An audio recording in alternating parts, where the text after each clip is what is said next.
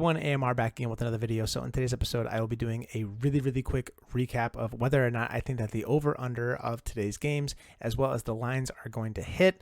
I will give a brief synopsis as to why for each, and let's just go ahead and jump into it here. So for our first game here, you have the Philadelphia Eagles. I do have them hitting the over-under, which is set at 48.5, and then the line I'm also going to say that they're going to cover, which is 4.5 points as well. Reason being, you're going to have an overpowered Philadelphia Eagles team going against a very much rebuilding Detroit team. One of their top premier draft picks isn't even going to be able to play in this game. Is Amon-Ra St. Brown going to be able to handle it? I don't know. That being said, Jalen Hurts is going to have a jump start. A.J. Brown is going to be a huge threat, as well as Devonta Smith. This is going to be an all-out bloodbath. So for our second one here, you have the San Francisco 49ers visiting the Chicago Bears. I do have them hitting the over on this game, which is set at 40.5. And then for the line, I do have them covering as well of 6.5. I think that this is going to be a very one-sided game. I don't think that the Chicago Bears are going to hit their implied total of 17 points. I think Justin Fields does get 2 touchdowns in this game. However, that being said, most of the points are going to be coming on the opposite side of the ball of the San Francisco 49ers. If you have Kittle, play him. If Kittle is not playing, play Brandon Ayuk. Elijah Mitchell, be ready to temper expectations. Chicago's run defense is pretty tough. So here for our next game, you have the Pittsburgh Steelers versus the Cincinnati Bengals with a over-under 44.5 and a spread of 6.5 favored to the Cincinnati Bengals. I do not think that they're going to hit the over-under in this game, and I do think that you can go ahead and cover the line of the Cincinnati Bengals. So the main reason why I am saying that they're not going to be able to hit this over-under is primarily because Pittsburgh is not going to be able to keep up. I think the Cincinnati defense is way too good. The Steelers have an implied total for this game of 19 points. I don't see it happening. Trubisky's just not mature enough to be able to do that. And then moreover, I just really feel like Cincinnati is going to get a lead early, and then they're just going to run out this clock. So for that reason, they're not going to hit the over. Next up here, you have the New England Patriots visiting the Miami Dolphins. So you have a over-under of 46.5, and you have Miami favored by 3.5 points.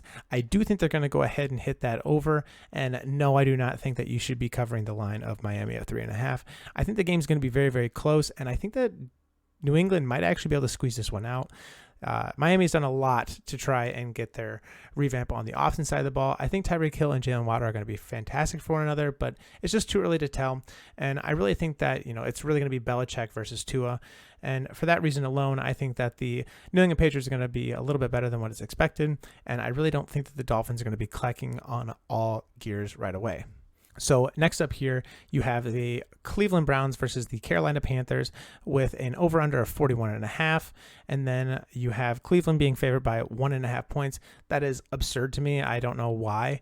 So I think that the over-under is not going to be hit. So I'm going to bet on the under. And then I do not think that Cleveland covers. So main reason, I don't think Cleveland's going to be able to move the ball very much. I just have no faith in Jacoby Brissett. I mean, he's going to be checking it down to Njoku a lot. He might be trying to pass to, Nick Chubb.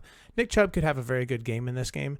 But that being said, Baker Mayfield has, DJ Moore, Robbie Anderson, Laviska Shenault. He's also got Christian McCaffrey. So I really think this is going to be a very one-sided affair. And for that reason alone, I think that Cleveland is just SOL in this game. Next up, you have the Indianapolis Colts versus the Houston Texans. So this one has a 45.5 over-under.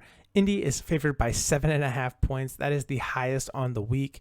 And guess what? I do not think that they're going to hit the so I think they're actually going to hit the under in this game. And then I'm also going to say that Indy is going to cover that 7.5. I think Indianapolis blows the doors off of Houston this week. I think that this is going to be one of those statement games that the Indianapolis Colts put in the work this offseason to build the team that they want. Matt Ryan at the helm. Pittman Jr. is going to take a huge step. Jonathan Taylor is going to continue success. The defense is going to be stout. And, I mean, really, Houston only went ahead and drafted Dameon Pierce as the notable offensive player. So I just don't think they're going to be able to keep up, and I think that this game's going to get ugly fast. Up here, you have the New Orleans Saints versus the Atlanta Falcons. Has a 42.5 over-under. And then you have New Orleans Saints favored by 5.5 points. I don't think that they hit the over, so I'm going to go ahead and take the under on this game. And then I'm also going to go ahead and say that New Orleans is going to cover the 5.5 mark. I think that this is going to be one of those games where Atlanta might be able to have like one or two big plays, but for the most part, it's going to be the Alvin Kamara show and the Jameis Winston to, Chris Olave, checking it off to Alvin Kamara, maybe even getting Michael Thomas involved a little bit. But this is going to be a very one-sided affair. I really don't see Atlanta being able to do too much. They have like a projected total win of 2 on the season, which is crazy. So the Saints are just going to dominate. Next up, you have the Baltimore Ravens versus the New York Jets. So they have a 44.5 over under. Baltimore is favored by 6.5. And guess what? I think that they're going to cover both. So I actually am going to take the over in this game, and I'm going to go ahead and say that Baltimore covers that 6.5. I really think that Baltimore is going to have their way with this team. That being said, you don't have Zach Wilson on the Jets, so Joe Flacco will be in, and Joe Flacco has led a team to a Super Bowl. Like, he's clearly a capable quarterback. I think that he's going to be very involved with Elijah Moore. I would go ahead and say pump the brakes on Breece Hall in week 1, see how they utilize him, and then move forward. He probably didn't cost you a ton in your drafts, unless you're like in dynasties and stuff, but that's a story for a different day. On the other side of the ball, you're going to have, Baltimore. It's going to be the Mark Andrews show. Rashad Bateman could get involved. Their backfield is just ancient, and I think that Lamar Jackson's just going to go nuts. For our next matchup here, you have the Jacksonville Jaguars visiting the Washington Commanders. So this one has a over-under of 43.5 points. Washington's favorite at 2.5. And I'm going to say that they're not going to be able to hit this. So I'm going to say it's going to be on the under. And I'm going to go ahead and say Washington is going to be able to cover that spread. I think that the Jacksonville Jaguars are going to take a big step this year. I just don't see it against the Washington Commanders. I think the Commanders are really going to be commanding this game. I think that you have Terry McLaurin, who's going to be looking to get connected with Carson Wentz, especially in his debut game. And then as well, you also have Dotson. So Dotson's going to be involved. And Gibson, McKissick. There's a lot of moving parts here. I just think that Washington is going to be good enough to hold Jacksonville to a very minimal amount of points. That being said, you do get James Robinson back, so it'd be interesting to see how he's utilized. He probably didn't cost you a lot in drafts, so if you want to play him, go for it, like if you're in a tight spot, but maybe temper your expectations. Travis Etienne's a smash play. I think that he'll be all right. And then Trevor Lawrence, I really don't know how to gauge him. I hope he does well. I think he's got a lot of talent. I'm just waiting for him to see how he translates that into like an NFL tier. But jumping over to our 325 games, these are very action-packed besides one game, and I think you know which game I'm talking about. So one of the highly anticipated games is going to be the Green Bay at Minnesota game. 47.5 over under. Green Bay's favored by 1.5. I have them hitting the over in this game, and I do not have the Green Bay Packers covering. I think this is going to be an upset. I think that the Minnesota Vikings take one off of Green Bay. It's 1.5, so is it really an upset? I don't know. All I got to say is that Minnesota is going to have a very fun time in this game.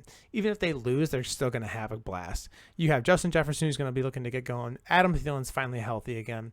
You got Dalvin Cook, who's got a number change, looking to get a statement out there. And, Kirk Cousins is going to be letting that ball fly. Kevin O'Connell has expressed that he wants to be passing the ball more. So be expected to have all those pieces in play. All those players I just mentioned, smash plays. Irv Smith is healthy and cleared. So if you have him, go ahead and play him. He could be involved in the offense. Over on the other side of the ball, you have Green Bay. It looks like Alan Lazard is going to be ruled out for this game. So go ahead and play Randall Cobb, Sammy Watkins. I would hold off on Dobbs if you can. And maybe even a Robert Tonyan if you're in a tight spot. But really, it's just going to be the Aaron Jones and A.J. Dillon show. Now, if Green Bay is going to be trailing, then I would see Aaron Jones in the game a lot more, him being the pass-catching back. So going on to our next game here, you have the New York Giants visiting the Tennessee Titans. You have a 43.5 over-under. Tennessee's favored by 5.5. I have them hitting the under in this game, and I have Tennessee covering. I think Tennessee is going to basically do what they've always done and piggyback on Derrick Henry. Derrick Henry's going to have probably 25 rushing attempts, and he's going to have close to 150 yards rushing, probably a pair of touchdowns. Tannehill is not going to be throwing the ball much, especially without A.J. Brown. It'll be interesting to how that offense works. They got Austin Hooper in the offseason. So I'm excited, but I really don't know what to expect. And then the other side of the ball, you have the Giants. I think the Giants have taken quite a few steps. They went ahead and got Wan'Dale Robinson. Sterling Shepard's healthy. You have Saquon Barkley, who's healthy. Daniel Jones at quarterback, which is minus 150 points. And Then you have Kadarius Toney. I think Kadarius Toney is a fantastic play this week.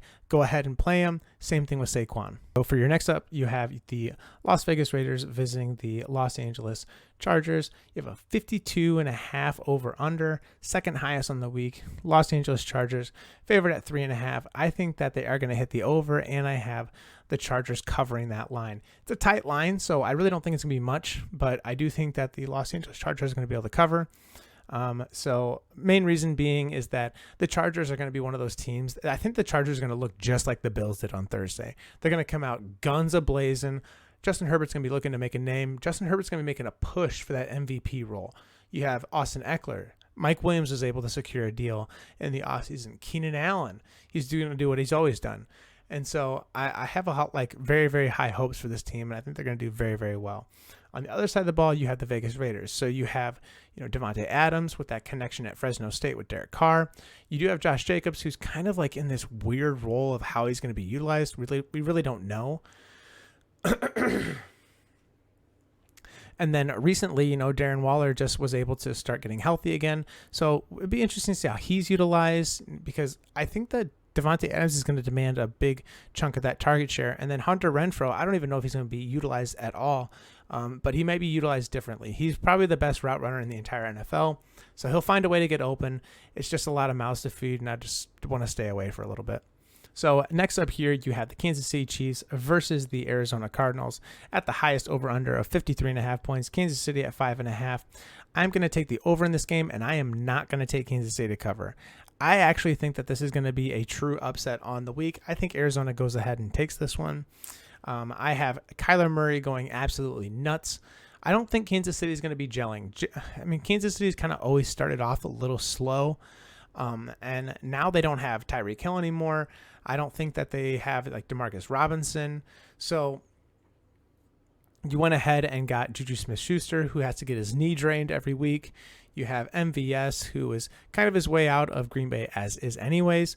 And then you have Clyde Edwards-Helaire, who had a gallbladder surgery. And so I don't know what's going to happen. Travis Kelce, he's probably going to get double covered. I'm just going to wait and see with this Kansas City team. But on the other side of the ball of Arizona's going to be dealing with a lot of injuries in this game. That being said, you have Hollywood Brown available. And then that's pretty much it, besides James Conner. And then whoever else is going to be filling in for the injured, Rondale Moore, Zach Ertz, and you have AJ Green, who does exist apparently.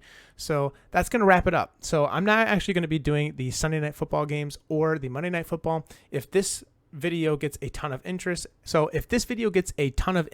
this week and in the weeks to come, then I may end up expanding that into a, weekly preview of Thursday night, Sunday night, Monday night, as well as all of the games, all wrapped up in one episode.